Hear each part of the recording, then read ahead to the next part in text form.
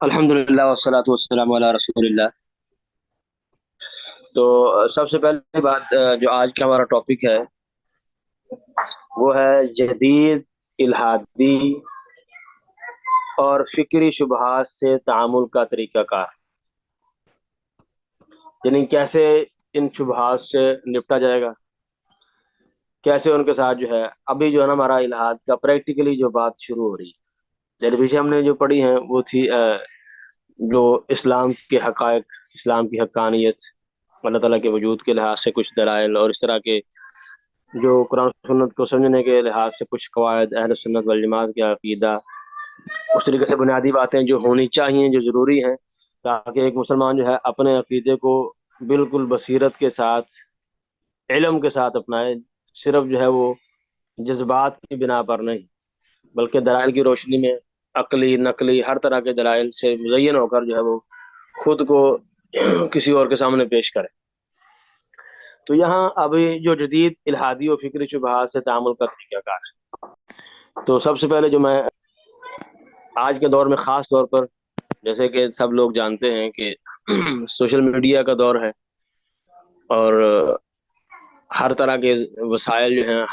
ہر آدمی تک بآسانی پہنچ سکتے ہیں، میسر ہیں۔ یعنی آپ گھر بیٹھے چاہے کسی دنیا کے کسی کونے میں کسی سے بات چیت بغیر کسی رکاوٹ کے کر سکتے ہیں۔ تو اس لیے شبہات بھی ایسے پہنچ جاتے ہیں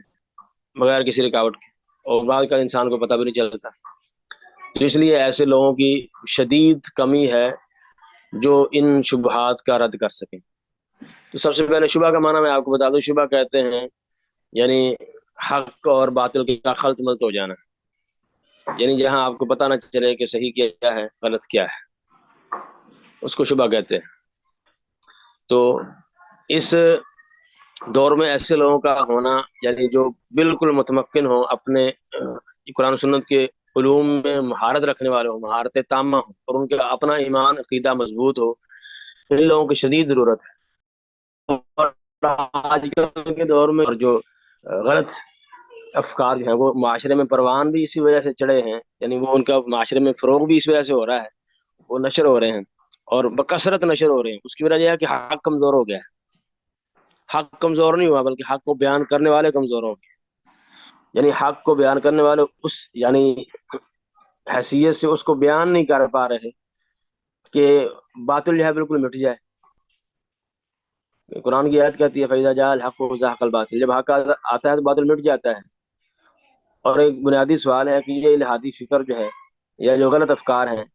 یہ آج کے دور کے لحاظ سے اگر آپ اس کو کمپیریزن کریں پچھلے ادوار سے، سابقہ جو ادوار ہیں قرون اولیٰ سے لے کر اللہ کے رسول کے وفات کے بعد سے لے کر آج تک، تو پہلے بہت کم تھی۔ کیوں؟ کیونکہ حق کو بیان کرنے والے مضبوط تھے، ان کا اپنا عقیدہ مضبوط تھا، راسخ تھا۔ یعنی انسان کا اپنا عقیدہ جو ہے وہ قوت کی دلیل کی بنیاد پر، یعنی حجت کی بنیاد پر ہو، یا آپ جو ہے بالکل دو ٹوک ہو کر اپنا جو ہے عقیدہ بیان کریں، اپنا عقیدہ بیان کریں، اگلا بندہ جو ہے اس کو اگر آپ کی بات مان لے تو ٹھیک ہے، نہیں مانے تو اللہ کی سپرد، منوانا فرض نہیں ہے۔ اللہ کے رسول نے حق بیان نہیں کیا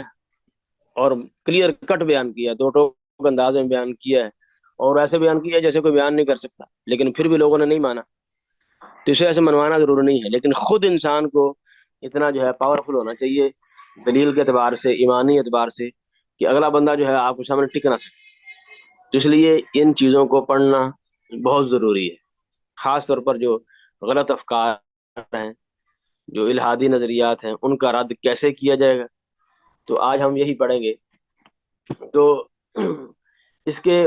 سب سے پہلی بات تو یہ ہے کہ جب آپ کسی ایسے بندے کے سامنے بیٹھیں یا ایسے بندے سے آپ کی گفتگو ہو جو غلط افکار سے متاثر ہو یا الہادی نظریات سے متاثر ہو، تو آپ اس کی فکر کے جو محرکات ہیں، یعنی اس کی یہ فکر کیوں بنی ہے، کس وجہ سے اس نے یہ نظریہ اپنایا ہے، اس کے محرکات کو جاننے کی کوشش کریں۔ کیونکہ بعض اوقات انسان جو ہے وہ یعنی کسی شبے میں پڑ جاتا ہے تو وہ شبہ کسی دلیل کی بنیاد پر نہیں ہوتا، اس کی وجہ کوئی اور ہوتی ہے، اس کی وجہ کچھ اور ہوتی ہے۔ تو اگر آپ کو اس کے محرکات سمجھ آ جائیں گے کہ اس کے پیچھے اسباب کیا ہے، تو آپ کو اس بندے کو یعنی بجائے اس کے کہ آپ جو ہے وہ شبہ کی دلیلیں دیتے پھریں، اس کا رد کرتے پھریں، اس بندے کا اصل مسئلہ شبہ ہے ہی نہیں، اس مسئلے اصل مسئلہ تو پیچھے کسی اور بیک گراؤنڈ میں ہے۔ تو سب سے پہلے آپ اس کا یہ پتہ لگانے کی کوشش کریں کہ یہ اس فکر تک کیسے پہنچا ہے۔ اگر آپ شروع میں پتہ لگا سکتے ہیں، یعنی آپ اس سے ڈیبیٹ شروع کرنے سے پہلے اگر یہ آپ کنفرم کر سکتے ہیں، یا ڈیبیٹ کے درمیان آپ کو ذرا اندازہ ہو جائے کہ یہ بندہ اس سوچ یا اس فکر کو اس نے کیوں اپنایا ہے، تو پھر اس کا بہت فائدہ ہوگا کہ یعنی بجائے آپ شبہ کے رد کرنے کے، آپ اس کی اصل چیز کو پکڑیں جو اس کو یہاں تک لے کے آئی۔ مثال کے طور پر، یعنی ایک سمجھنے کے لیے میں آپ کو مثال دیتا ہوں۔ اب ایک بندہ جو ہے وہ الحاد کا پرچار کرتا ہو، جو الحاد یہ ملحدین جو شبہ بیان کرتے ہیں، ان کا ذکر آگے تفصیل کے ساتھ آئے گا انشاءاللہ، آج تو نہیں، خیر آج یعنی صرف سرسری سے آئے گا، اگلے لیکچر میں آئے گا، یا اس سے اگلے لیکچروں میں انشاءاللہ تفصیل کے ساتھ آئے گا۔ لیکن ایک بندہ جو ہے الحاد کا پرچار کرتا ہو بالفرض، اس کو شبہات جو ہے لوگوں میں پھیلاتا ہو، فیس بک پہ، واٹس ایپ پہ، دیگر یعنی ڈائریکٹلی یا انڈائریکٹلی جیسے بھی، اب آپ اس کے ساتھ ڈیبیٹ کریں تو ڈیبیٹ سے آپ کو اندازہ ہو کہ یہ اس نے شبہ رٹے ہوئے ہیں بالکل، اور اس کو شبہ کا مسئلہ نہیں ہے، اصل مسئلہ اس کو یہ ہے کہ یہ مغربی ترقی سے متاثر ہے، دنیاوی لحاظ سے ان کی نمود و نمائش سے متاثر ہے۔ تو یہاں اصل مسئلہ اس کا شبہ نہیں ہے، یہاں اصل مسئلہ جو ہے اس کا پیچھے جو بیک گراؤنڈ میں ہے کہ وہ مغرب کی چکا چوند سے متاثر ہے۔ تو اس کو دیکھا جائے گا، اس کا رد کیا جائے گا، اس کو سمجھایا جائے گا کہ یہ چکا چوند جو ہے وہ اس کے اسلام کیا کہتا ہے، اور مغرب کی چکا چوند اس کی حیثیت کیا ہے اور کس کس لیول کی ہے، اس کو یہاں پکڑا جائے گا، اس کو اس لحاظ سمجھایا جائے گا، اس کو شبہ کے رد کرنے کی ضرورت نہیں ہے۔ جب آپ اصل مرض پکڑ لیں گے تو اگلی اگلی امراض جو ہے آٹومیٹکلی ٹھیک ہو جائے گی۔ تو سب سے پہلی بات یہ انسان کو ذہن میں رکھنی چاہیے۔ اب جو آج میں نے آپ کو جو قواعد ذکر کرنے ہیں، یہ قواعد ہیں، یعنی آپ کو شبہ پیش کرتا ہے کسی قسم کا بھی، چاہے وہ الحاد سے متعلقہ ہو یا الحاد نہیں ہے اور کوئی غلط فکر ہے، مثلا عورت سے، مثلا اسلام میں عورت پر ظلم ہوتا ہے بالفرض، غلاموں پر غلام کیوں ہے، انسان کو جو ہے وہ غلام کیوں بنایا گیا ہے، یا اسلام جو ہے مثلا کوئی کہتا ہے کہ اسلام جو ہے وہ تلوار کے زور سے پھیلا ہے، خون کے ذریعے پھیلایا گیا، یعنی کسی بھی قسم کا وہ الحاد، یعنی اللہ تعالیٰ کے وجود کے بارے میں ہو یا اسلام کے بارے میں ہو، کہ بندہ کہے ہاں سید عائشہ کی شادی جو ہے 9 سال کی عمر میں کیوں ہوئی ہے، یہ ظلم ہے، یہ فلاں ہے، یہ ٹھیک ہے، اس طرح کے جو کسی بھی قسم کا، چاہے وہ اللہ تعالیٰ کی ذات کے بارے میں ہو، وہ اللہ کے رسول کے بارے میں ہو، کوئی آپ پر اعتراض کرے، کوئی بندہ کہے کہ مثلا جب وہی جو ہے منقطع ہو چکی تھی شروع میں کچھ عرصہ کے لیے، تو اللہ کے رسول نے خودکشی کرنے کی کوشش کی، نعوذ باللہ من ذالک، یا ایسے ہی قرآن کے بارے میں کوئی شبہ ہو کہ قرآن میں بہت ساری آیتیں آپس میں ٹکرا رہی، یا سنت کے بارے میں ہو، تو سنت کو تو لکھنے سے اللہ کے رسول نے منع کر دیا تھا، تو بعد میں سنت حجت کیسے ہو گئی؟ تو یعنی جس مرضی فیلڈ سے متعلقہ جو شبہ ہو، تو اس کو آپ نے ڈیل کیسے کرنا ہے، تو اس کے یہ بنیادی قواعد ہیں یا بنیادی چیزیں ہیں جو آپ نے ذہن میں رکھنی ہیں۔ تو اگر آپ یہ بنیادی اسٹیپ جو ہیں، 5 اسٹیپ بیان کیے گئے ہیں، اگر ان کو تفصیل سے بیان کریں گے تو نیچے 10 لکھے ہوئے ہیں خلاصے میں جو آپ کے پاس شو ہو رہے ہیں انشاءاللہ، تو یہ ہم ایک ایک کر کے پڑھتے ہیں۔ تو پہلا اسٹیپ کیا ہے؟ تو بندہ اگر آپ سے شبہ کو پیش کرتا ہے، یعنی آپ کو کوئی ایسی بات کرتا ہے جو مثلا آپ کو لگتی ہے کہ حق کے خلاف، تو سب سے پہلے آپ یہ کنفرم کرنے کی کوشش کریں گے کیا واقعتاً جو اگلا بندہ آپ کو شبہ پیش کر رہا ہے، واقعتاً وہ آپ کا ایمان ہے بھی کہ نہیں، یعنی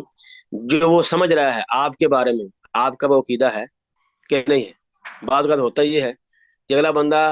اسلام کے ساتھ ایسی چیز جوڑ دیتا ہے جو اسلام ہی نہیں، جس کا اسلام نے حکم ہی نہیں دیا ہے، تو وہ اسلام کے ساتھ جوڑ کے اس بنا پر شبہ قائم کر لیتا ہے۔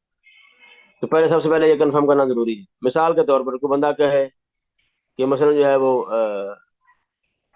مسلمان یہ سارے خیال کرتے ہیں کہ بخاری جو ہے وہ معصوم الخطا ہے، کیونکہ بخاری کی جو کتاب ہے وہ سارے کہتے ہیں کہ صحیح ہے۔ اب کوئی بندہ یہ کہے آپ کو، تو یہ آپ کا عقیدہ ہی نہیں ہے۔ ہم یہ کہتے ہی نہیں ہے کہ بخاری معصوم الخطا ہے رحمہ اللہ۔ تو اگر آپ کے بارے میں کوئی بندہ یہ سمجھ کے کہ یہ کہتے ہیں کہ بخاری معصوم الخطا ہے،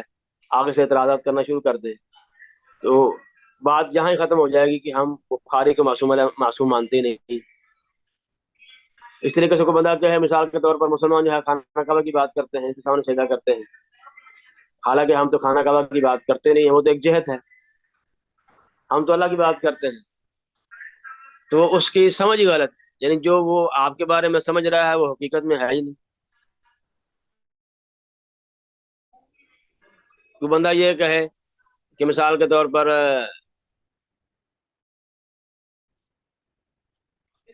کہ اسلام جو ہے وہ بت پرستی کا دین ہے۔ بت پرستی کیوں ہے جی؟ کہ یہ حجر اسود کو بوسہ دیتے ہیں، اس کو جا کے جو ہے بوسہ دیتے ہیں تو عبادت کرتے ہیں، تو اس کو ہم رد کریں گے، کنڈم کریں گے کہ ہم حجر اسود کو بوسہ اس لیے دیتے ہیں کیونکہ اللہ کے رسول نے بوسہ دیا ہے، ہم اللہ کے رسول کی اتباع کرتے ہوئے بوسہ دیتے ہیں، ہم حجر اسود کو نہ عبادت سمجھ کر بوسہ دیتے ہیں، یعنی اس کی عبادت نہیں کرتے، اللہ کے رسول کی اتباع میں ہم اس کو بوسہ دیتے ہیں کہ اللہ کے رسول نے حکم دیا ہے اس کو بوسہ دینے کا، اور آپ بوسہ دیا کرتے تھے۔ ہم حجر اسود کی بات نہیں کرتے، نہ خانہ کعبہ کی بات کرتے ہیں، بلکہ ہم عبادت اللہ تعالیٰ کی کرتے ہیں۔ تو اس لیے سب سے پہلا اسٹیپ یہ ہے کہ اگلا بندہ جو آپ کے بارے میں اس نے کنسپٹ قائم کیا ہوا ہے، کیا واقعتاً آپ ویسے ہیں کہ نہیں۔ بعض اوقات اگلا اگلا بندہ جو ہے، جو آپ کا فریق مخالف ہے، جو سامنے آپ کے ساتھ یعنی ڈبیٹ کر رہا ہے،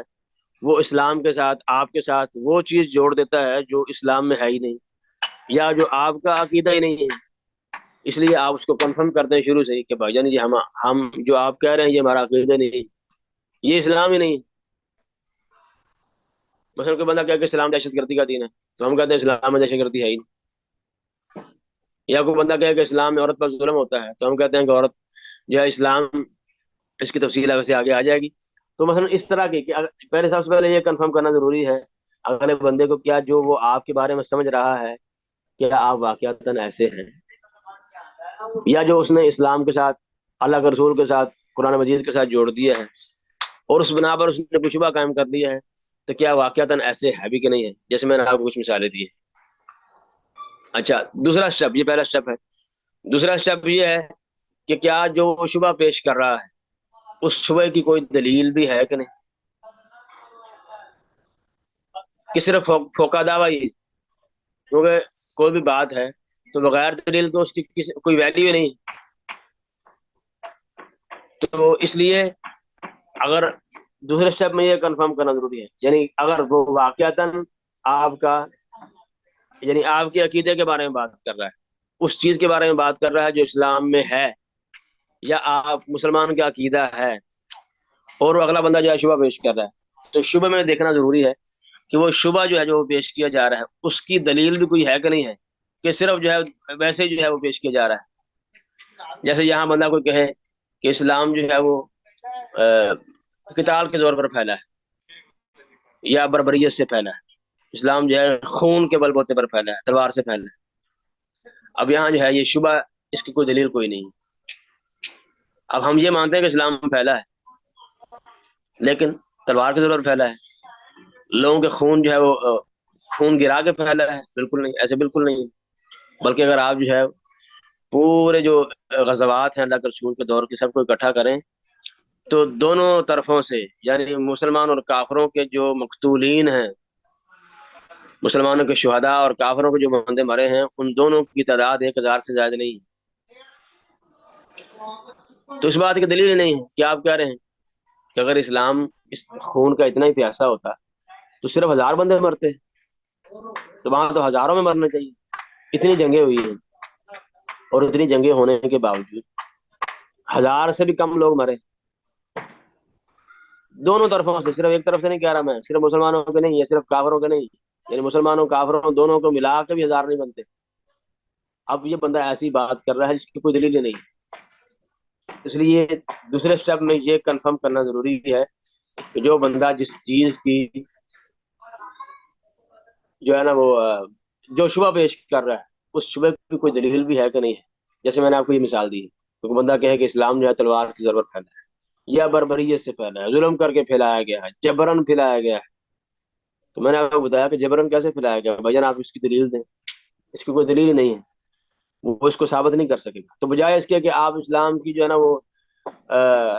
سماحت پیش کریں، اس کو اسلام کی خوبصورتی پیش کریں، اسلام کے اخلاق کو پیش کریں، اسلام کے جنگی اخلاق کو پیش کریں، آپ اس کو کہیں ہاں آپ اپنے دعویٰ کی دلیل دیں، اگلے بندے کو باؤنڈ کرے نا کہ ہم بھی آپ جو دعویٰ کر رہے ہیں اس کی کوئی دلیل آپ کے پاس ہے، کوئی ایک دلیل پیش کرے کہ جس سے پتہ چلے کہ اسلام جو ہے وہ بربریت سے پھیلا ہے۔ تو یہ دوسرے اسٹیپ میں یہ کنفرم کرنا ضروری ہوتا ہے کہ جو بندہ آپ کو بات کر رہا ہے کہ اس بات کی، اس شبے کی کوئی دلیل بھی ہے۔ اگلا اسٹیپ، تیسرا اسٹیپ جو ہے، جو وہ دلیل دے رہا ہے وہ دلیل صحیح بھی ہے کہ نہیں، کیونکہ ہر دلیل صحیح نہیں ہوتی، تو دلیل کا صحیح ہونا بھی ضروری ہے، دلیل کا صحیح ہونا بھی ضروری ہے۔ مثال کے طور پر کوئی بندہ کہے، جیسے میں نے پہلے آپ کو مثال دی ہے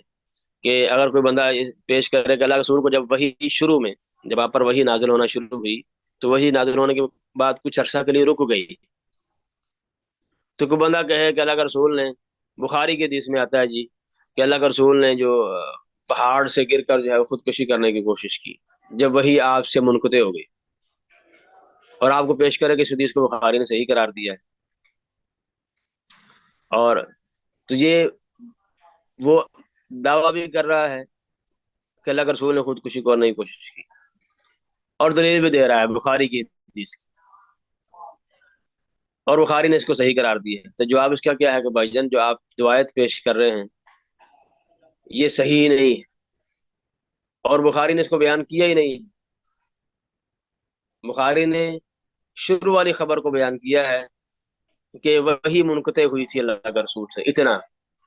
لیکن جو اگلے الفاظ ہیں کہ نعوذ باللہ اللہ کے رسول نے پہاڑ سے کود کر خودکشی کرنے کی کوشش کی، یہ بخاری میں ہے ہی نہیں متصل سند کے ساتھ، اور بخاری نے اس کو صحیح قرار دیا ہی نہیں، تو آپ کس بنیاد پر کہہ رہے ہیں کہ یہ حدیث صحیح ہے اور اس کو بخاری نے صحیح قرار دی ہے؟ تو اس لیے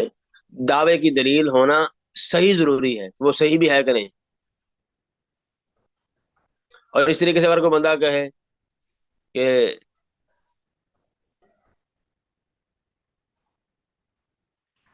کہ اب ایک حدیث میں آتا ہے کہ اسلام بالفرض، اور بندہ شبہ پیش کرے کہ اسلام سائنس کے خلاف اور حقیقت کے خلاف ہے، اور دلیل کا پیش کرے جی حدیث میں آتا ہے گائے کے گوشت کے بارے میں کہ گائے کا گوشت جو ہے نا بیماری ہے، ہم اس کو جواب دیں کہ بھائی جان یہ آپ دلیل جو پیش کر رہے ہیں یہ دلیل تو ہے لیکن صحیح نہیں ہے، تو دلیل وہ پیش کی جائے، اور اس کو بہت سارے علماء نے ضعیف قرار دیا ہے۔ تو اس لیے دلیل ہونا بھی ضروری ہے، اور دلیل کا صحیح ہونا بھی ضروری ہے کہ وہ دلیل صحیح بھی ہو، اور اس لیے دلیل کے صحیح ہونے کے ساتھ ساتھ اگلا بندہ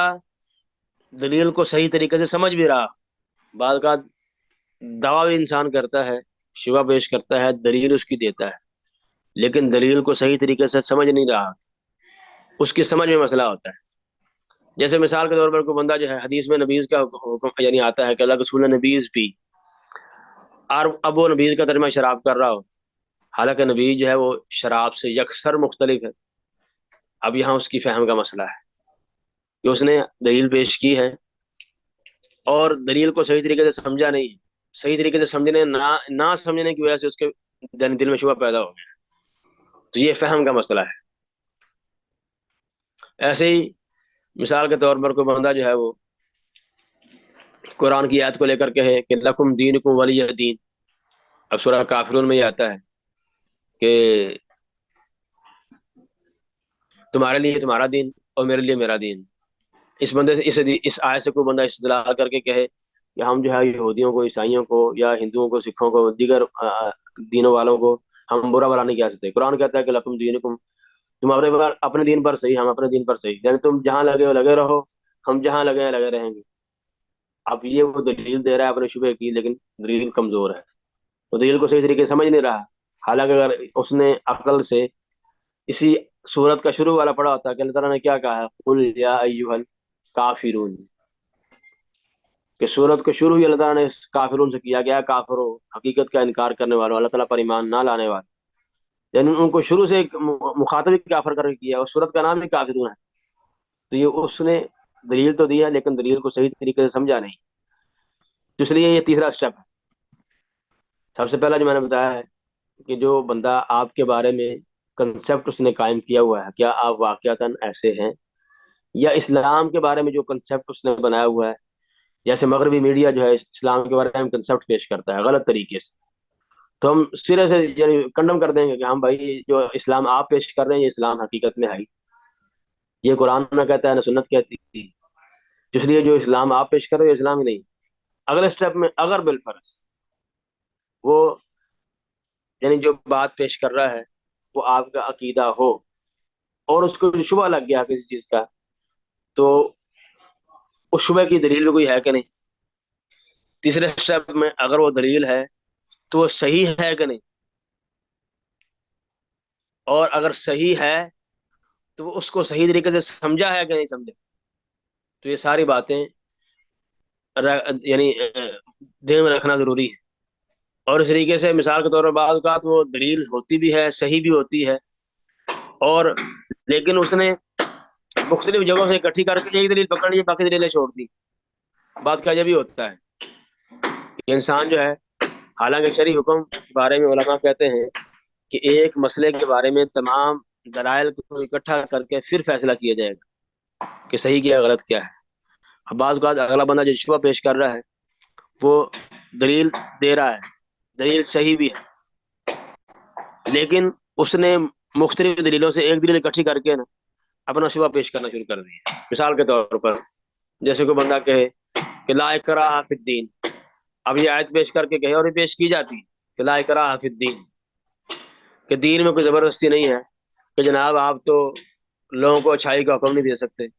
برائی سے منع نہیں کر سکتے، کیوں جی دین میں کوئی زبردستی نہیں۔ حالانکہ یہ اس کا فہم بالکل غلط ہے۔ اس نے کیا کیا ہے کہ مختلف آیتیں جو ہیں ان میں سے ایک آیت کو اکٹھا لے کر لیا، حالانکہ اگر اس کے ساتھ دوسری آیت کو بھی جوڑتا تو قرآن مجید کی واضح آیات سینکڑوں اور اس طریقے سے احادیث جو دلالت کرتی ہیں کہ امر بالمعروف اور نہی عن المنکر کا فریضہ جو ہے وہ واجب ہے، ضروری ہے، اور اس کے نہ چھوڑنے پر عذاب کی وعید ہے، تو اس نے ایک دلیل کو لے لی ہے، حالانکہ وہ جو دلیل اس کو پیش کر رہا ہے وہ دلیل امر بالمعروف کے بارے میں ہے ہی نہیں۔ وہ دلیل تو کافر کو زبردستی اسلام قبول کرنے کے بارے میں ہے کہ کافر آدمی جو ہے اس کو زبردستی اسلام قبول نہیں کروایا جائے۔ تو اس لیے یہ بات جو ہے وہ ذہن میں رکھنا ضروری ہے کہ بعض اوقات دلیل صحیح ہوتی ہے اور اس کا فہم صحیح نہیں ہوتا، یا وہ مختلف دلیلوں سے ایک دلیل اکٹھی کر کے اپنا شبہ پیش کر دیتا ہے۔ تو یہ تیسرا اسٹیپ ہے جو انسان کو ذہن میں رہنا چاہیے کہ جو جس کو شبہ لاحق ہوتا ہے وہ تمام یہ اگر آپ ان اسٹیپ کو غور سے کریں گے تو تقریباً سارے شبہ جو ہے آخری اسٹیپ تک پہنچنے سے پہلے ختم ہو جائیں۔ اور یہ بہت اہم جو ہے نا وہ اسٹیپ ہے، اگر انسان کو غور سے دیکھے، تفصیل کے ساتھ پڑھے۔ اس طریقے سے چوتھا جو اسٹیپ ہے، اگلا اسٹیپ جو اس حوالے سے لیا جا سکتا ہے کہ دلیل اور مدلول میں تعلق کون سا ہے، دلیل اور مدلول میں تعلق کون سا ہے۔ بعض اوقات دلیل بھی انسان دے رہا ہوتا ہے لیکن دلیل کچھ اور ہے، اس سے نتیجہ کچھ اور نکال رہا ہے، بات سمجھنے والی، یعنی دلیل کچھ اور ہے، نتیجہ کچھ اور نکالتا ہے۔ مثال کے طور پر اگر کوئی بندہ جو ہے اللہ کے رسول کی حدیث میں آتا ہے کہ اللہ کے رسول نے احادیث کو لکھنے سے منع کر دیا تھا، حدیثوں میں بعد حدیث میں آتا ہے کہ اللہ کے رسول نے احادیث کو لکھنے سے منع کر دیا۔ اب کو بندہ اس سے استدلال کرے کہ سنت حجت نہیں ہے، اب یہاں آپ دلیل کچھ دے رہے ہیں، نتیجہ کچھ نکال رہے ہیں۔ حالانکہ لکھنے سے منع کرنا اور چیز ہے، اس کا حجت ہونا یا نہ ہونا الگ چیز ہے، ان دونوں میں تلازم ہی نہیں ہے۔ مدلول کہتے ہیں جو نتیجہ آپ اخذ کر رہے ہیں، یعنی دلیل سے جو نتیجہ مل رہا ہے ان دونوں میں تلازم ہونا چاہیے، یعنی کیا دلیل واقعتاً جو بندہ اس دلیل سے نتیجہ اخذ کر رہا ہے اس پر دلالت کرتی بھی ہے کہ نہیں کرتی۔ تو اگر کوئی بندہ ایسے کہ اللہ کے رسول نے جی حدیث لکھنے سے منع کیا ہے تو حدیث حجت نہیں ہے، اب یہ بالکل فضول بات ہے۔ لکھنے سے منع کرنا اور بات ہے، اس کا حجت ہونا یا نہ ہونا یہ الگ مسئلہ ہے۔ ایسے ہی مثال کے طور پر اب بہت سارے جو ملحدین ہیں وہ استدلال کرتے ہیں جی ہاں بھی جو یہ ڈاروین تھیوری جو ہے جس کو نظریہ تصور کہتے ہیں کہ کائنات جو ہے زندہ چیزیں یہ کیسے آگے بڑھی، کہ انسان جو ہے وہ کیسے اسٹیپ بائی اسٹیپ وہ بڑھتا گیا، پھر بندر بنا، بندر سے انسان بن گیا. اب اس چیز سے وہ استدلال کرتے ہیں کہ اس چیز پر کہ خالق نہیں، کہ اللہ تعالیٰ نہیں ہے. اب یہ بیوقوفی ہے کہ آپ دلیل کچھ دے رہے ہیں، نتیجہ کچھ لے رہے ہیں. اب مثال کے طور پر اس کو سمجھنے کے لیے میں آپ کو مثال دوں گا. آپ دیکھیں کہ اگر آپ کے سامنے کار کھڑی ہے، ہر کوئی بندہ آپ کو بتاتا ہے کہ جناب یہ کار جو ہے اگر آپ چابی لگائیں گے، پہلے اس کو سٹارٹ کریں گے تو پھر جو ہے اس کو کلچ دبائیں گے، ریس دیں گے، تو پھر یہ چلے گی. اب یہ آپ کو سمجھا رہا ہے کہ یہ چلتی کیسے ہے. تو اس کا مطلب یہ ہے کار بنانے والا کوئی نہیں. سیم یہ دلیل دیتے ہیں جو ڈارون تھیوری والے ہیں نا، ڈارون تھیوری والے سیم یہی مسئلہ ہے کہ وہ اگرچہ آگے مسئلہ آئے گا کہ یہ صحیح بھی ہے کہ نہیں یہ تھیوری، لیکن یہ دلیل ایسی دی جا رہی ہے جس کا تعلق اور ہے، یعنی نتیجہ آپ جو نکال رہے ہیں وہ نتیجہ بنتا ہی نہیں ہے. جیسے اگر آپ بندے کو سمجھائیں کہ کار ایسے چلتی ہے تو اس سے یہ نتیجہ نکال سکتے ہیں کہ کار بنانے والا کوئی نہیں ہے. یہ بیوقوفی والی بات ہوگی. تو ایسے اگر آپ ڈارون تھیوری پیش کر کے کہیں کہ اللہ تعالیٰ نہیں ہے، تو آپ صرف سمجھا رہے ہیں کائنات کا سسٹم کیسے ہے، کیسے بنا ہے، لیکن اس کا مطلب یہ ہے کہ بنانے والا کوئی نہیں ہے. یہ دلیل اور مدلول کا تعلق ہی نہیں. تو یہ سمجھنا بہت ضروری ہے کہ جو بندہ آپ کو شبہ پیش کر رہا ہے، جو دعویٰ کر رہا ہے، اس کی جو دلیل دے رہا ہے، اس دلیل سے جو اس نے نتیجہ نکالا ہے، کیا وہ نتیجہ بنتا بھی ہے کہ نہیں اس دلیل سے. تو یہ بہت اہم بات ہے، امپورٹنٹ بات ہے. تو اس لیے مثال کے طور پر اب میں ڈارون تھیوری کی بات کر رہا تھا. اب ڈارون تھیوری سے اللہ تعالیٰ کے وجود کی نفی کرنا یہ بالکل کم عقلی اور بیوقوفی والی بات ہے، کیونکہ ان دونوں کا آپس میں تعلق ہے ہی نہیں بالفرض. اب آپ یہ ڈارون تھیوری جو ہے صرف جاندار چیزوں کی بات کرتی ہے، جو جاندار ہیں، جن میں جان ہے. تو کائنات صرف جانداروں پر مشتمل ہے، اس کا اور بہت ساری ایسی چیزیں ہیں، بلکہ بے شمار ہیں. گلیکسیز ہیں، سورج ہے، چاند ہے، ستارے ہیں، سمندر ہیں، درخت ہیں، وغیرہ وغیرہ. اب بے شمار ایسی چیزیں ہیں. تو کیا یہ بھی یعنی خالق کے وجود پر دلالت نہیں کرتے؟ تو اس لیے یہ بات سمجھنا بہت ضروری ہے کہ جو بندہ شبہ پیش کر رہا ہے اور لیے شبے کو ثابت کرنے کے لیے جو دلیل دے رہا ہے، کیا واقعتاً وہ دلیل اس شبے کی دلیل ہے بھی کہ نہیں ہے. تو ابھی ٹائم تھوڑا سا ختم ہو رہا ہے، بلکہ اوپر ہو چکا ہے. چلو ہم 10 منٹ کرتے ہیں، تو اس کے بعد 10 منٹ ویٹ کرنا پڑے گا. تو یہ ہے چوتھا سٹیپ. تو امید ہے آپ کو یہاں تک بات سمجھ آ گئی ہوگی. تو اگر میں پوچھوں آپ سے یہ شعیب صاحب، کیا آپ کو میری بات سمجھ بھی آ رہی ہے کہ اوپر سے گزر رہی ہے؟ شعیب صاحب میری بات آپ کو سن رہی ہے؟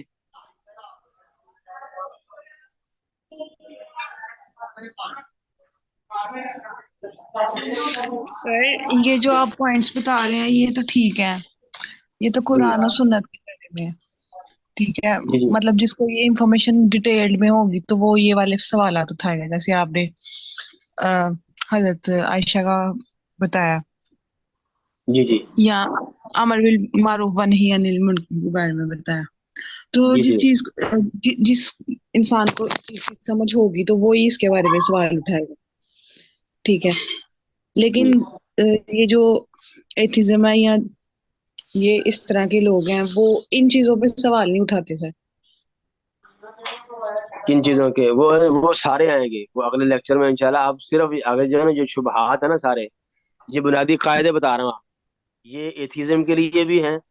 الہاد کے شبہات کے لیے بھی، اور جو الہاد کے علاوہ دیگر غلط شبہات ہیں سب کے لیے سر یہ بنیادی. جی جی. وہ آپ کی بات بالکل ٹھیک ہے، لیکن میں یہ کہہ رہی ہوں کہ آج کل جو ہے نا وہ ڈفرینٹ چیزیں چل رہی ہیں، یہ نہیں ہے. وہ تو ان کے نہیں دلائل آئیں. کیسے انسان دے؟ جی جی. میں آپ کو بتایا اگلے وہ جو آج کل چل رہی ہیں نا وہ اگلے لیکچرز میں آئیں گے انشاءاللہ، تفصیل کے جی ساتھ آئیں ٹھیک گے. ہے، ٹھیک ہے. جب آپ کا یہ سیمسٹر ختم ہوگا نا، تو جو میجر چیزیں چل رہی ہیں نا، آپ کو انشاءاللہ اگر آپ نے واقعتاً وہ آپ دیکھیں گے تو آپ کو کلیئرٹی ہو جائے گی جو آج کل چل رہی ہے. اور یہ آج کل نہیں چل رہی، میں آپ کو اطلاع کے لیے بتا دوں، یہ آج کل نہیں، یہ بہت پرانی ہے. یہ بڑی پرانی ہے، صرف ان کو نئے انداز سے پیش کیا گیا بس. اور ان کا جواب، جو آج کل چیزیں چل رہی ہیں، ان کا جواب آج سے کئی سو سال پہلے علماء نے دے دیا ہے تفصیل کے ساتھ. تو ہم وہی جواب جو ہے نئے انداز میں پیش کر دیں گے. اور یہ شبہات بھی آج کل کے نہیں ہیں، بہت پرانے ہیں. تو اور شبہات کی کوئی حیثیت بھی نہیں ہے. جیسے ہم آگے انشاءاللہ تفصیل کے ساتھ آپ کو بتاؤں گا، تفصیل کے ساتھ یہ سارے جو ملحدین کے شبہات ہیں وہ آئیں گے. تو میں آج ہمارا ٹاپک یہ ہے کہ جو کوئی بھی شبہ ہو، چاہے وہ الحاد سے متعلقہ ہو یا کوئی اور شبہ ہے. جیسے آپ کو میں نے چند مثالیں دی ہیں، وہ اسلام سے متعلقہ ہو، قرآن سے متعلقہ ہو، اللہ تعالیٰ کی ذات کے بارے میں ہو، اللہ کے رسول کے بارے میں ہو، کسی صحابی کے بارے میں ہو،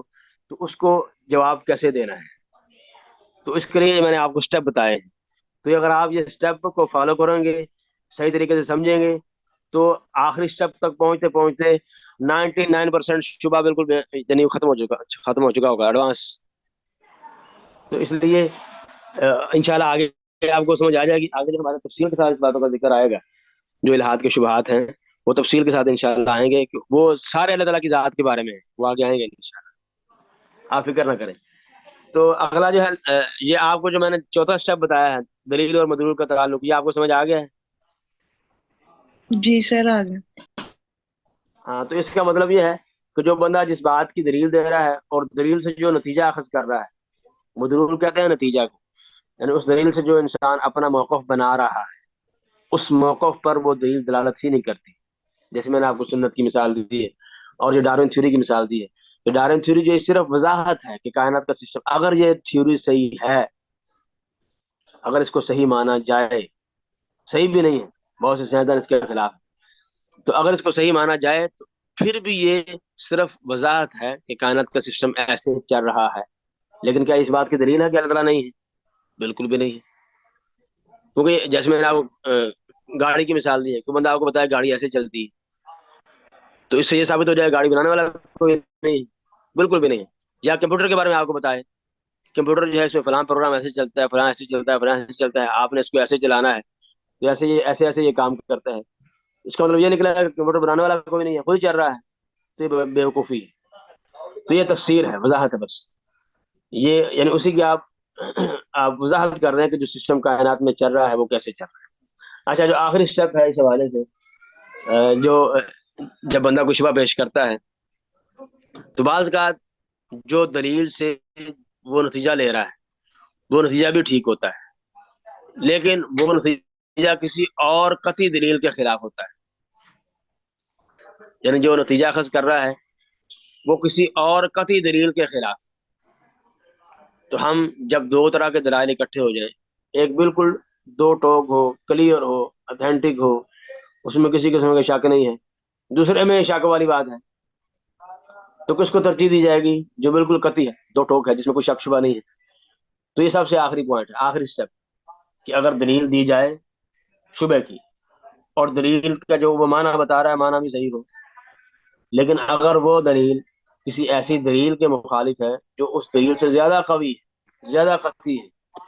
زیادہ کلیئر ہے، تو اس کو لیا جائے گا، اس کو نہیں لیا جائے گا. تو مثال کیا ہے اس مثال کی؟ جیسے آپ کو بگ بینگ تھیوری جو ہے، اب بگ بینگ تھیوری جو ہے، اب یہ سائنٹیفکلی پروو بھی نہیں کی جا سکی ابھی تک. بلکہ آپ کہہ لیں کہ یہ شاید جو ہے وہ یعنی مفروضہ بھی نہیں، مفروضہ کی حد تک ہے ابھی، اس کے باقاعدہ کوئی دلائل نہیں اگر ڈیٹیل سے اس کو دیکھا جائے. تو بہت سارے جو ہے مولدین اس کا دفاع کرتے ہیں بگ بینگ تھیوری کا. اب بگ بینگ تھیوری جو ہے وہ سب سے پہلے جو ہم کیا کہیں گے اس کو، جی اب یہ بگ بینگ تھیوری ہے، ہمیں آپ کے پہلی بات تو یہ ہے کہ آپ کی یہ تھیوری ثابت ہی نہیں ہے، صحیح ہی نہیں ہے. اس کے دلائل کیا ہیں؟ یہ دلیل ہے، یہ تھیوری، اس کو فلاں سائنسدان نے اس بنیاد پر ضعیف قرار دیا ہے، فلاں نے اس بنیاد پر، فلاں نے اس بنیاد پر. تو یہ تھیوری ہی آپ کی کنڈم ہے، بالکل اس کی لاجک بنتی ہے نہیں. اچھا، بالفرض اگر اس کو صحیح تسلیم کر لیا جائے تو بگ بینگ تھیوری سے یہ لازم نہیں آتا کہ اللہ تعالیٰ نہیں. جیسے پچھلے اسٹیپ میں آپ کو بتایا کہ دلیل سے جو آپ نتیجہ نکال رہے ہیں وہ نتیجہ نکلتا ہی نہیں ہے. کہ کسی چیز کی ابتدا بتانے سے یہ ثابت نہیں ہو جاتا تو اس کو بنانے والا کوئی نہیں. کہ اگر آپ کہہ دیں مثلا بالفرض کہ شروع میں جہاز ایسے بنا تھا، بالفرض जहाज जो है ऐसे बना था, तो इसका मतलब ये निकला बनाने वाला कोई नहीं। तो ऐसे यहाँ है, अगर आप बिग बैंग थ्योरी को सही तस्वर कर भी लें, तो इसका मतलब ये नहीं निकलता कि खालिक नहीं, अल्लाह ताला नहीं। अगर अगले स्टेप में अगर आप इसको सही मान लें, तो और बहुत से अकली दलाइल जो बिल्कुल ठोस हैं, कतई हैं, यकीनी हैं, जो अल्लाह ताला के वजूद पर दलालत करते हैं, तो उन ठोस दलाइल को क्या छोड़ दिया जाए, और इस जन्नी दलील को जिसकी बिल्कुल हैसियत नहीं है, जो अभी तक मफरूजे की हद तक है, बल्कि मफरूजा भी शायद नहीं है, तो क्या इस मफरूजे को हम यानी फॉलो करेंगे, और जो अल्लाह ताला के वजूद के बारे में अकली और ठोस दलाइल हैं उसको छोड़ देंगे? तो ये बेवकूफ़ी वाली बात होगी कि आप जो है ऐसी बात को ले रहे हैं जो साबित भी नहीं हुई, और आप कह रहे हैं कि 50% है, 50% भी नहीं है साइंसदानों के यहाँ। तो और ऐसी चीज को छोड़ दें जो हर एक मानता है, जो अकल मानती है, इंसानी अकल मानती है, हर एक की अकल मानती है, सिर्फ साइंसदानों की नहीं, अल्लाह ताला के वजूद के बारे में दलाए कसरत के साथ। तो इसलिए ये 5 स्टेप हैं जो इंसान को अख्तियार करने चाहिए जब आपने किसी से शुबे के हवाले से कोई बात करनी है, चाहे वो शुबा एथीज्म से मुतल्लक हो या किसी और आम टॉपिक से मुतल्लक हो, वो औरत के हकूक के बारे में हो, इस्लाम के बारे में हो, कुरान मजीद के बारे में हो। तो उम्मीद है कि ये स्टेप इंशाल्लाह आपको वाजे हो गए होंगे। अच्छा, तो हमने ये अभी 5 स्टेप पढ़े हैं, जिनको फॉलो किया जाए तो शुबहात का यानी अच्छे तरीके से रद्द भी हो सकता है, और इंसान को उस शुबह की हकीकत भी समझ आ जाती है कि शुबह में वाकई कोई दम है कि नहीं, कि सिर्फ महज शुबह बराए शुबह है, कोई दलील भी है कि नहीं, अगर दलील है तो सही है कि नहीं, अगर सही भी है तो उसको समझ सही आई कि नहीं आई। तो ये सारे अगर स्टेप को फॉलो किया जाए, तो जैसे मैंने आपको बताया कि आखिर तक पहुंचते पहुंचते तमाम शुबहात जो है वो एडवांस ही खत्म हो जाते हैं, 5 स्टेप तक पहुंचते पहुंचते। तो आगे जो मैंने खुलासा लिखा हुआ है जो आज हमने पढ़ा है, तो ये यानी शुबहात से मुतासिरीन दर्ज झैल उमूर में से किसी एक के मुर्तकिब होते हैं, चाहे वो कोई भी हो, चाहे वो मुलिद हो, बेदीन हो, अल्लाह के वजूद का इनकार करने वाला हो, या किसी और किस्म का शुबा पेश करता हो, यानी किसी को कोई जुज़वी शुबा लाहिक हो गया है दीन के किसी खास हुक्म के बारे में, किसी खास चीज़ के बारे में, तो उसमें भी ये चीज़ें पाई जाती हैं। पहली बात तो यह है, बगैर दलील के दावा कर देते हैं, या दलील है लेकिन ज़ईफ, दलील भी है लेकिन दलील का फहम सही नहीं हुआ, उसको सही तरीके से उसको समझा नहीं है दलील को, या दलील को सियाक सबाक से हट के पेश कर दिया है। यानी अगर उसका सियाक सबाक आगे अगली पिछली बात जो है समझी जाती, तो फिर उसको जो है ना वो क्या नाम है, इश्यूआ पैदा ही ना होता। और पांचवा जो पॉइंट है, मुतशाबे को पकड़ लेते हैं, मुहकम को छोड़ देते हैं, क्योंकि कुरान मजीद की बात आयतें ऐसी हैं जिनका माना वाजे नहीं, तो वो उसके पीछे पड़ जाते हैं, और उसी मौजू के बारे में जो दूसरी आयतें बिल्कुल वाजे हैं, दो टोक हैं, उसको छोड़ देते हैं। जैसे मैंने आपको पिछले लेक्चर में मिसाल दी थी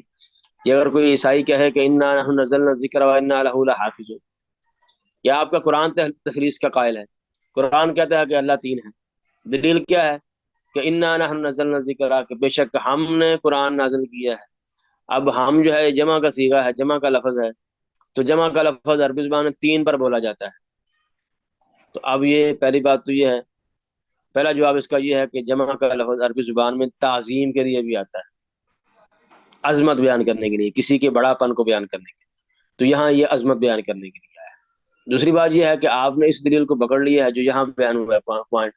कि मुतशाबे को पकड़ लिया है, चलो आपको इसका माना समझ नहीं आया, तो कुरान की जो दीगर हजारों आयतें हैं, हजारों हदीसें हैं जो दलालत करती हैं कि अल्लाह एक है, वो आपने छोड़ दी। तो ये शुबे वाले ऐसे करते हैं, मुतशाबे को पकड़ लेते हैं और मुहकम को छोड़ देते हैं। मुहकम से मुराद यानी जिसका माना बिल्कुल वाज़ेह हो, दो टोक। अच्छा, बाज़ का क्या करते हैं, किसी चीज को अपने मकसद के लिए किसी मसले में दलील बना लेते हैं, जबकि उसी दलील को दूसरी जगह पर छोड़ देते हैं। अजब ही होता है कि बाज बाज लोग जो हैं अपने मकसद के लिए हदीस का एक टुकड़ा दलील बना लेते हैं, हदीस का एक टुकड़ा, उसी हदीस का दूसरा टुकड़ा छोड़ देते हैं, या किसी एक मौके पर एक दलील को पेश करते हैं, जब वही दलील दूसरे मौके पर उनके मुखालिफ जा रही होती है, फिर नहीं मानते। तो ये भी ये करते हैं। और दलील और मदलूब में तलाजुम ना होने के बावजूद दलील बना लेना, یعنی دلیل سے جو آپ نتیجہ نکال رہے ہیں، جو میں نے آپ کا چوتھا پوائنٹ سمجھایا ہے، دلیل سے جو آپ نتیجہ نکال رہے ہیں وہ اس دلیل سے نکلتا ہی نہیں ہے، یعنی وہ اس بات کی دلیل بنتی ہی نہیں ہے، تو آپ نے ایسی دلیل بنا لی، یعنی دلیل صحیح ہے لیکن اس بات کی دلیل نہیں ہے جو آپ اس، یعنی اس سے ثابت کرنا چاہ رہے ہیں، یعنی جو آپ موقف اپنا رہے ہیں وہ آپ کے موقف کی دلیل نہیں،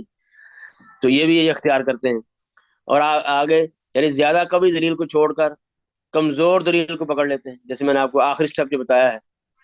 کہ جب دو دلیلیں آپس میں ٹکرا جائیں اور ایک دلیل یا کمزور ہو دوسری قوی ہو تو کبھی کو لیا جائے گا۔ جیسے میں نے آپ کو مثال دی ہے بگ بینگ تھیوری کی، ڈارون تھیوری کی۔ اب بگ بینگ تھیوری جو ہے اس سے کوئی بندہ استدلال کرے، اس کو دلیل بنایا کہ اللہ تعالیٰ ہے ہی نہیں، تو پہلی بات تو یہ ہے کہ دلیل ہی کمزور ہے۔ اس کی بجائے دوسری دلائل جو ہیں جو اللہ تعالیٰ کے وجود کے دلائل ہیں وہ سینکڑوں دلائل ہیں اور قطعی ہیں، ٹھوس ہیں،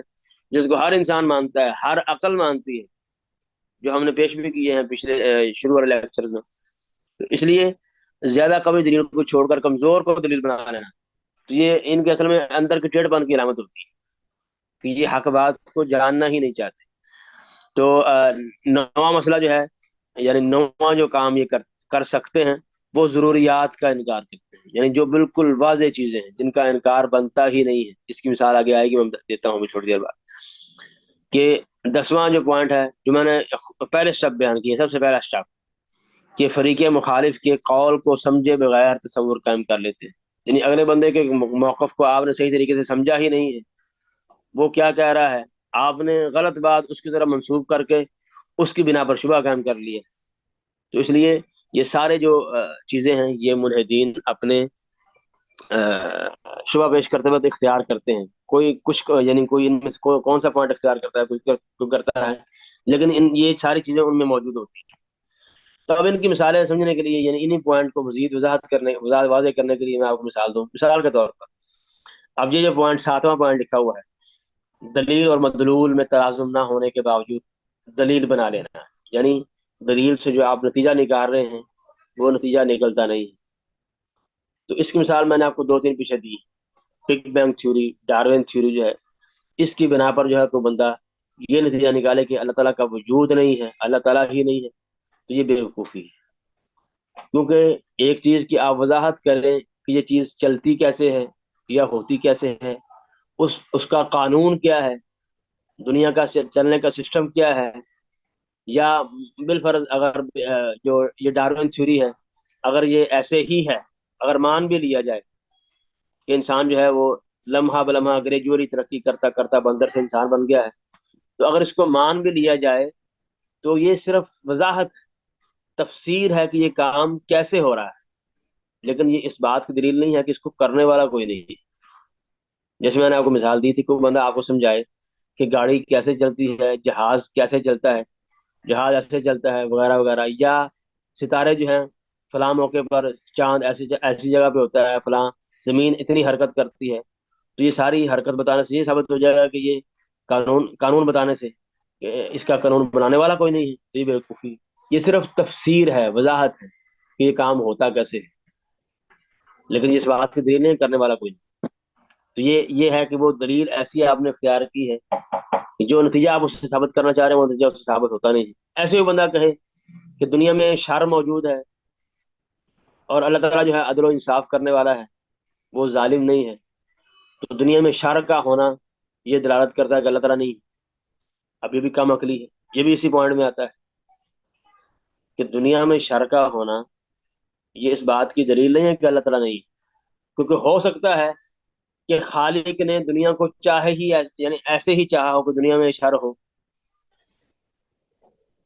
مثال کے طور پر اگر کسی علاقے میں کوئی عادل حکمران ہو جو انصاف کرنے والا ہے، تو اگر وہاں کوئی ظلم ہو جائے، بالفرض اگر اللہ تعالیٰ کرے پاکستان میں کوئی عادل حکمران انصاف پسند جو ہے وہ آ جائے، اگر کسی علاقے میں ظلم ہو جائے تو ظلم ہونا اس بات کی دلیل ہے کہ وہ عادل حکمران نہیں ہے؟ یہ بیوقوفی والی بات ہے، ان دونوں کا آپس میں تلازم ہی نہیں ہے، ظلم ہونا الگ بات ہے، اس کی انصافی الگ بات ہے، انصاف پسندی۔ تو اس لیے ممکن ہے کہ دنیا میں وہ شر کا ہونا، اللہ تعالیٰ نے دنیا میں یہ شر چاہا ہو تو پھر وہ شر وجود میں آیا ہے۔ اس لیے یہ بھی اس بات، یعنی یہ ہے کہ اس نے دلیل جو بنائی ہے وہ اس موقف کی دلیل بنتی نہیں. ایسے ہی مثال کے طور پر آپ جو ہے وہ ضروریات کا انکار کر لیں. جیسے جو آخری 9ویں مثال ہے کہ بعض لوگ ضروریات کا انکار کرتے ہیں. مثال کے طور پر اگر کوئی بندہ کہے کہ چلے ٹھیک ہے جی، انسان کو اللہ نے بنایا ہے، ہر چیز اللہ نے بنائی ہے، تو اللہ کو کس نے بنایا ہے؟ اب یہ بھی شبہ ہے کہ اللہ کو کس نے بنایا ہے. اب یہ شبہ جو ہے یہ کس لیے پیدا ہوا ہے؟ یہ ضروریات کا انکار کرنے سے. اس کی مثال سمجھنے کے لیے آپ کو میں دیتا ہوں کہ بالفرض کہ اگر کسی سپاہی کو کہا جائے کہ یہ گن تمہارے ہاتھ میں ہے اور تم نے یہ گن اس وقت تک نہیں چلانی جب تک پچھلا جو سپاہی جو ہے نا وہ آپ کو آرڈر جاری نہیں کرتا. پچھلے کو کہا جائے کہ تو نے گن اس وقت تک نہیں چلانی جب تک اس سے پہلا آرڈر نہیں کرتا. اس سے پہلے کو کہا جائے کہ تو نے اس وقت تک نہیں چلانی جب تک اس سے پچھلا آرڈر نہیں کرتا. تو اس طریقے سے پچھلا پچھلا پچھلا کرتے رہیں گے تو کبھی گن چل سکے گی؟ یہ نور صاحب ذرا مجھے آپ جواب دیں گے اس بات کا؟ یہ بڑی اہم بات ہے اور یہ سمجھنے والی ہے. نو سر. کبھی اگلا بندہ جو سب سے پہلے والا جس کو کہا گیا کہ تم نے گن اس وقت تک نہیں چلانی جب تک پچھلا بندہ جب نہ چلائے، پھر اس سے پچھلا، پھر اس سے پچھلا، ایسے یہ سلسلہ ختم ہی نہ ہو، یعنی نہ ختم ہونے والا سلسلہ ہو تو گن چل سکے گی؟ نو چل سکے سر. گی کہ نہیں چل سکے؟ یا آپ یہ مائک آن رکھیں ذرا، یہ بات سمجھنے والی ہے، بڑی امپورٹنٹ ہے. تو نہیں چل سکے گی، بالکل نہیں چل سکے گی. تو ایسے ہی اگر آپ کہیں گے تو اللہ تعالیٰ کو فلاں نے پیدا کیا،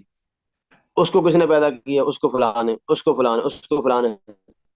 تو کائنات وجود میں آتی؟ نو میری سر. بات کا جواب دے گا. نو سر. نہیں نا آتی وجود میں. نو. کائنات وجود میں نہیں آ سکتی. تو کائنات وجود میں آ چکی ہے تو اس کا مطلب یہ ہے کہ پیچھے کوئی ایسی ذات ہے جس کے اوپر کوئی نہیں. ایسے ہی جیسے میں نے آپ کو مثال دی، اگر گن چل جائے تو مطلب یہ ہے کہ ایسا کوئی بندہ پیچھے موجود ہے، ایسی ذات موجود ہے جس کو پیچھے سے کوئی آرڈر کرنے والا نہیں. میری بات آپ سمجھ رہی ہیں؟ یہ بڑی اہم بات ہے. خدا نہ خاصا آپ اس کو غلط سمجھیں گے تو ہمارا الٹ بھی ہو سکتا ہے. اس لیے میں جی نے کہا سر. مائک آن رکھے گا، مائک آن رکھے، مائک کو بند نہ کریں بالکل پلیز. جی سر. تو اگر وہ گن جو ہے وہ چل جائے تو مطلب یہ ہے کہ پیچھے ایسی ذات ایک ہے جس نے آرڈر کیا ہے، اس کو پیچھے سے کوئی آرڈر کرنے والا نہیں، تو گن چل گئی ہے. تو ایسے ہی اگر آپ کہیں گے کہ من خلق اللہ، اللہ کو کس نے پیدا کیا ہے، اس کو کس نے پیدا کیا، اس کو کس نے پیدا کیا ہے، تو کبھی کائنات وجود میں آ سکتی تھی؟ نو سر. نہیں آ سکتی. تو کائنات وجود میں آ چکی ہے، مطلب یہ ہے کہ ایک ایسی ذات ہے جس سے اوپر کوئی نہیں. ایسے بالفرض آپ دیکھیں کہ مثلا فضا میں کوئی چیز لٹکی ہو. اب یہ میں یعنی آپ کو ساری باتیں وہ سمجھا رہا ہوں جو ملحدین شبہ پیش کرتے ہیں، جو آج کل کے ملحدین. تو بالفرض اگر آپ دیکھیں کہ کوئی کوئی کڑا لٹکا ہو آسمان میں، کڑا لٹکا ہو اس سے اوپر، اس سے اوپر، اس سے اوپر، اس سے اوپر، اور وہ لٹک رہا ہے کڑا. اگر اس کو اوپر سے کوئی پکڑنے والا نہیں ہے، کڑا لٹک سکتا ہے؟ اگر نو ایک سے سر. اوپر کڑا ہے، یعنی اگر ایک کڑا ہے، اس کے اوپر ایک کڑا لگا ہوا ہے، اس کے اوپر ایک ہے، اس کے اوپر ہے، یعنی ایک کڑے کو اس کے اوپر والے نے پکڑا ہوا ہے، اس کے اوپر والے، اس کے اوپر والے نے، اس کے اوپر، اس کے اوپر والے نے. ایسے اگر یہ سلسلہ ختم نہ ہو تو کڑا لٹک سکتا ہے؟ نہیں لٹک سکتا. نو سر.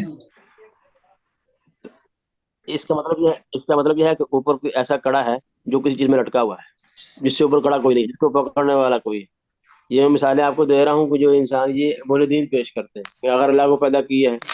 تو اللہ کو کس نے پیدا کیا؟ تو اس سے اگر تو یہ سوال ختم نہیں ہوگا. اللہ کو کس نے پیدا کیا، اس سے اوپر کس نے پیدا کیا، اس سے اوپر کس نے پیدا کیا، اس کے اوپر، اس کے اوپر، ختم ہوگا؟ بالکل ختم نہیں ہوگا. تو یہ ایسی چیز ہے جو ضروریات کا انکار ہے، یہ انسانی عقل کے خلاف ہے. تو جب کائنات پیدا ہو چکی ہے تو کائنات کو پیدا کرنے والا ایک ذات ہے جو جس سے اوپر کوئی نہیں. اس لیے اللہ تعالیٰ کی صفات میں کیا آتا ہے کہ اللہ تعالیٰ هو الاول والآخر والظاہر والباطن، وہ سب سے پہلے ہے، اس سے پہلے کوئی نہیں. ابھی آپ کو بات سمجھ آ رہی ہے کہ سب سے پہلے ہے، اس جی اس سے سر. پہلے کوئی نہیں، اس سے پہلے کوئی نہیں. اب یہ ضروریات کا انکار ہے. کہ یہ ملحدین جو ہے ضروریات کا انکار کرتے ہیں، یعنی انسانی عقل کے بارے میں، جو انسانی عقل جس کو تسلیم نہیں کرتی، وہ اس کو وہ تسلیم کروانے پر قادر یعنی تلے ہوتے ہیں، تو یہ کم عقلی ہے۔ ایسے ہی مثال کے طور پر جو میں نے آپ کو آخری پوائنٹ بتایا ہے، 10واں پوائنٹ، کہ اب یہ میں نے آپ کو چند شبہ پیش کر دیے قرآن اللہ تعالیٰ کی ذات کے بارے میں۔ آگے قرآن کے بارے میں دیکھ لیں، مثال کے طور پر قرآن مجید کے بارے میں کوئی بندہ کہے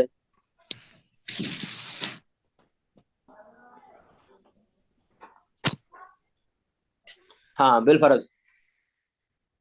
اب یہ جو پوائنٹ لکھا ہے نا کہ بغیر دلیل کی دعویٰ کرتے ہیں، پہلا پوائنٹ بغیر دلیل کے، اس کی مثال دیکھیں قرآن مجید کے شبہ کے بارے میں۔ کوئی بندہ اگر کہے کہ اللہ کے رسول نے قرآن مجید کو ورقہ بن نوفل سے سیکھا ہے یا بحیرہ راہب سے سیکھا ہے، اب یہ شبہ بھی پیش کیا جاتا ہے۔ اگر کوئی بندہ یہ کہے کہ اللہ تعالیٰ نے قرآن مجید، اللہ کے رسول نے قرآن مجید کو ورقہ بن نوفل جو آپ کے یعنی سیدہ خدیجہ کا چچا تھا اس سے سیکھا ہے، یا بحیرہ راہب سے سیکھا ہے جو عیسائی ایک راہب تھا، عبادت گزار بندہ تھا، اب یہ ایسا دعویٰ ہے جو بغیر دلیل کے ہے۔ پہلی بات تاریخی طور پر کیا واقعہ اللہ کے رسول کی یہ اللہ کے رسول نے سیکھا بھی ہے کہ نہیں سیکھا؟ ورقہ بن نوفل کی آپ کی ملاقاتیں ہوتی رہی کہ نہیں ہوتی رہی؟ یہ ثابت ہی نہیں کر سکے، بالکل ثابت ہی نہیں کر سکے، پھوکا دعویٰ ہے بغیر دلیل کے، ایسے ہی ہوائی خیر۔ تو آپ کو سمجھانے کے لیے اب بحیرہ راہب سے آپ کی ملاقات صرف ایک موقع پر ثابت ہے کہ آپ تجارت کی غرض سے گئے، اور وہ چند منٹوں کے لیے تھی، اور اس میں باقاعدہ طور پر آپ کی نبوت کا اشارہ ملتا ہے کہ آپ نبی ہیں، نہ کہ آپ جھوٹے نبی ہیں، نعوذ باللہ من ذالک۔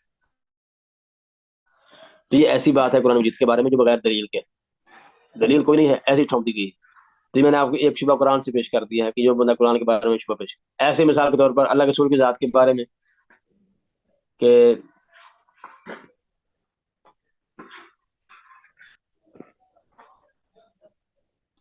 یہ شبہ پیش کرنا کہ اللہ کے رسول کی جب شادی صفیہ رضی اللہ تعالیٰ عنہ سے ہوئی تھی تو یہ شادی اسی دن ہوئی، یعنی ان کے جو ماہواری کے ایام تھے وہ نہیں آئے تھے، تو اس سے پہلے اللہ کے رسول نے شادی کر لی تھی۔ اب یہ بھی ایسا شبہ ہے جو بغیر دلیل کے ہے، اس کی کوئی دلیل نہیں ہے، یہ اللہ کے رسول پر بہتان ہے، جھوٹ ہے، دلیل اس کی کوئی نہیں ہے۔ اور ایسے ہی اگر کوئی بندہ اللہ کے رسول کے بارے میں کہے، جیسے میں نے آپ کو پیچھے پیش کیا ہے کہ آپ نے نعوذ باللہ خودکشی کرنے کی کوشش کی ہے، تو وہ دلیل ہے، وہ دلیل ضعیف ہے، وہ دلیل صحیح نہیں ہے۔ ایسے ہی مثلا جو اسلام کے احکامات ہیں ان کے بارے میں کوئی بندہ کہے، مثال کے طور پر کہ حدیث میں آتا ہے کہ نماز جو ہے، اگر انسان نماز پڑھ رہا ہو تو عورت اگر آگے سے گزر جائے یا کتا گزر جائے یا گدھا گزر جائے تو نماز وہ ختم ہو جاتی ہے، نماز باطل ہو جاتی ہے، ٹوٹ جاتی ہے، انسان کی نماز ٹوٹ جاتی ہے۔ اب یہاں سے کوئی بندہ جو ہے استدلال کرے کہ نعوذ باللہ اللہ تعالیٰ نے یا قرآن مجید آپ کا جو ہے وہ عورت کو گدھے کے ساتھ ملا رہا ہے یا عورت کو کتے کے ساتھ ملا رہا ہے، یہ بالکل یعنی غیر ناپسندیدگی والی بات ہے، بالکل غیر مناسب بات ہے۔ اس نے دلیل کو صحیح طریقے سے سمجھا ہی نہیں ہے، دلیل وہ دے رہا ہے، شبہ اس نے پیش کیا ہے لیکن وہ شبہ کو صحیح طریقے سے سمجھا نہیں۔ تو یہاں حدیث نے صرف یہ بیان کیا ہے کہ عورت گزر جائے تو نماز چھوٹ جاتی ہے، اگر ایسے ہی کتا گزر جائے تو نماز چھوٹ جاتی ہے، یعنی نماز ٹوٹنے والے کا ذکر کیا ہے کہ نماز کس کے گزرنے سے ٹوٹ جائے گی۔ اس کا مطلب معاذ اللہ یا نعوذ باللہ یہ نہیں ہے کہ اسلام نے عورت کو کتے کے ساتھ ملا دی ہے، نعوذ باللہ، بلکہ اسلام نے عورت کو عزت اکرام کیا ہے، ایسے ایسے حقوق دیے ہیں جو آج کے جدید معاشرے میں بھی میسر نہیں، آج کے جدید معاشرے میں بھی وہ حقوق نہیں دیے جاتے جو اسلام نے عورت کو، جو عزت احترام جو وقار دیا ہے، ماں کی صورت میں، بیٹی کی صورت میں، بیوی کی صورت میں، بہن کی صورت میں اسلام نے حقوق دیے ہیں۔ آپ دیکھ لیں ذرا مغرب میں جا کے کیسے عورت ذلیل ہو رہی ہے۔ اگر مغربی عورتیں صحیح طریقے سے اسلام نے جو عورت کو حقوق دیے ہیں وہ پڑھ لیں اور ان کی غلط جو ہے وہ رہنمائی نہ کی جائے تو ساری یعنی جس میں تعصب نہ ہو، ساری مسلمان ہوں گے۔ وہ اس وجہ سے جو اسلام نے حقوق دیے ہیں وہ آج کا جدید معاشرہ بھی دینے پر جو ہے وہ نہیں راضی۔ تو اب یہ دلیل ایسی ہے کہ اگر عورت کو نعوذ باللہ اگر بندہ یہ کہے اس حدیث کی بنیاد پر کہ اسلام نے عورت کو کتے کے ساتھ ملا دی ہے، اب یہ اس کو سمجھایا جائے گا کہ بھائی صرف اس حکم میں ملایا ہے کہ عورت کے گزر جانے سے نماز ٹوٹ جاتی ہے۔ جیسے اگر گدھا گزر جائے تو نماز ٹوٹ جائے گی، جیسے اگر کتا گزر جائے تو نماز ٹوٹ جائے گی۔ اس کو سمجھنے کے لیے اگر آپ کسی کو کہیں بالفرض کہ اگر بکری جو ہے وہ مر جائے خود بخود، اس کا گوشت کھانا حرام ہے، کتے کا گوشت کھانا حرام ہے، گدھے کا گوشت کھانا حرام، تو آپ نے بکری کو کتے کے ساتھ ملا دیا ہے، یہ کم عقلی ہے۔ تو آپ نے بکری کی اس حالت کو کتے کے ساتھ ملایا ہے، مطلب کیا ہے، اگر وہ بکری مر جائے بغیر ذبح کیے گئے تو پھر وہ مردار ہے، وہ حرام ہے اس کا کھانا، جیسے کتے کا گوشت کھانا حرام ہے، جیسے گدھے کا گوشت کھانا حرام ہے۔ تو ایسے یہ حدیث ہے کہ عورت گزر جانے سے نماز چھوٹ جاتی ہے، جیسے اگر کتا گزرے تو نماز چھوٹ جاتی ہے، جیسے اگر گدھا گزرے تو نماز چھوٹ جاتی ہے۔ تو یہ ایسی دلیل ہے جس کو صحیح طریقے سے سمجھا نہیں ہے۔ تو امید ہے یہ میں نے آپ کو چند مثالیں اس لیے دی ہیں تاکہ آپ کو تھوڑا سا یعنی جو میں نے جو قواعد بتائے ہیں ان کے بارے میں تھوڑی سی کلیئرٹی ہو جائے۔ تو یہ مثالیں آپ کو ساری سمجھ آ گئی ہیں، اور بھی بہت ساری مثالیں میرے پاس لکھی ہوئی ہیں لیکن ٹائم زیادہ ہو جائے گا۔